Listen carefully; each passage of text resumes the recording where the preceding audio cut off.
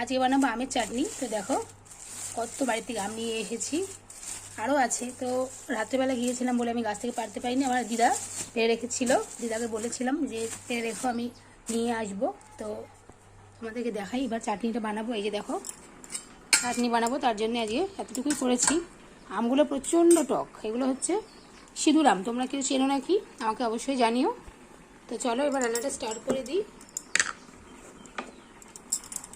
কড়াই বসিয়ে দিয়েছি, দিয়ে দেবো সর্ষের তেল।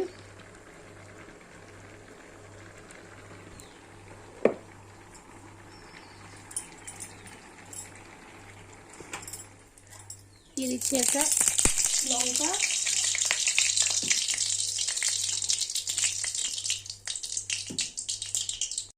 লঙ্কা দিয়ে দিলাম। এবার দিয়ে দেবো অল্প কালো সর্ষে,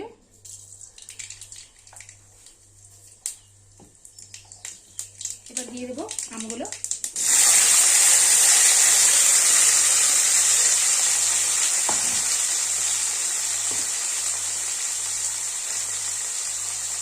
দিয়ে দেবো স্বাদ মতো নুন,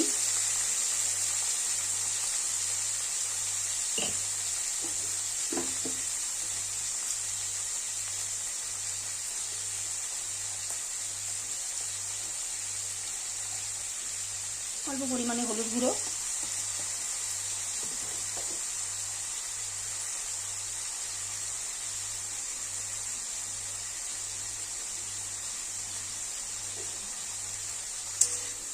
ভালো করে মিশিয়ে নেব তেলের সাথে।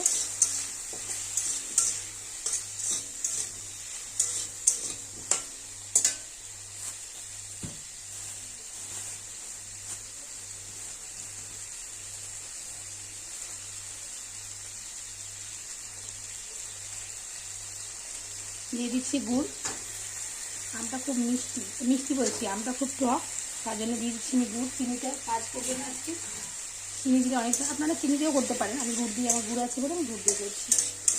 চিনি দিয়েও খুব টেস্টি হয়। তো আমি এবার গুড়টাকে ভালো করে ভেঙে ভেঙে দেবো।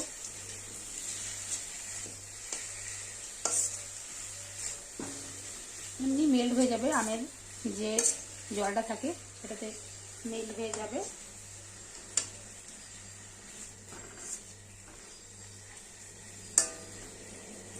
আমি এরকম করে 5 মিনিট চাপা দিয়ে রেখেছি, তাহলে আমটা গুড়ের সাথে মিক্সড হয়ে যাবে। এবার চাপাটা তুলে নিচ্ছি। গুড়টা মেল্ট হয়ে গেছে।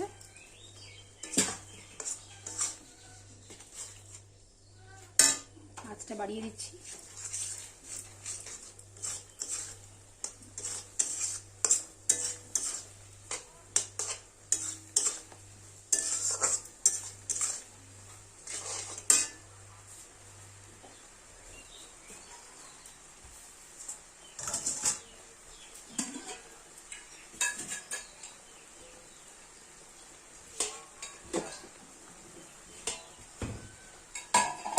দিয়ে দেবো অল্প পরিমাণে জল। জলটা না দিলে গুড়টা লেগে যেতে পারে।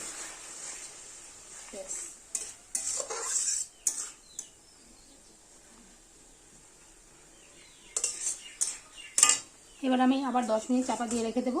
10 মিনিট চাপা দিয়ে রেখে দিলে রেডি হয়ে যাবে আমি চাটনিটি। খুব সহজ। 10 মিনিট হয়ে গেছে, চাপাটা তুলে দেখে নিচ্ছি। দেখো কালারটা কি সুন্দর চলে এসছে, আম সেদ্ধ হয়ে গেছে। আর এরকম ফুটো ফুটো করে দিয়েছিলাম, এটার ভিতরেও চলে গেছে আমের, মানে হচ্ছে ইসের গুড়ের জুসটা।